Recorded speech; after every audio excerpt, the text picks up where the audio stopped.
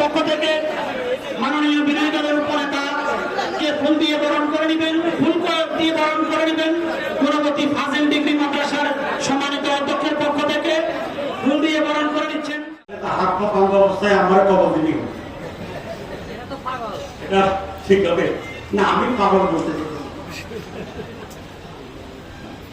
যাক, এগুলো সমাজকে নষ্ট করা, উত্তেজনা তৈরি করা। এই যে মাসপাড়াতে অনেক টিকা মানুষের দরবার পেয়েছে।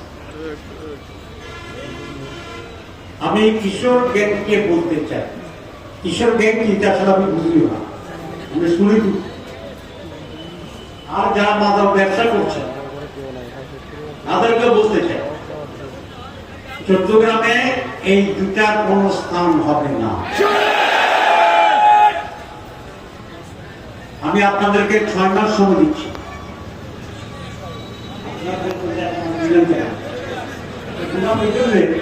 কেন দিচ্ছি একটা কারণটা বলুন। দিচ্ছি এই জন্য যে তারা তো চট্টগ্রামের মানুষ,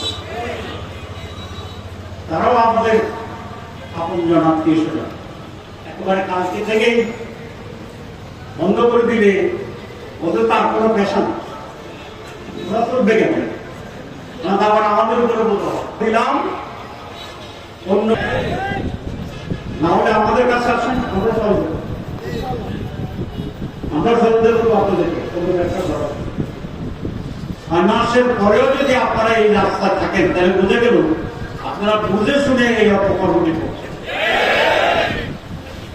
আমি কালকে কথা বলেছি করে এবং বলেছি, আমাকে আশ্বস্ত করা হয়েছে যে এই ব্যাপারে তারা কিশোর গ্যাংয়ের সংখ্যা বেশি না ভালো মানুষের সংখ্যা বেশি? মাদক ব্যবসায়ীদের সংখ্যা বেশি না ভালো মানুষের সংখ্যা বেশি?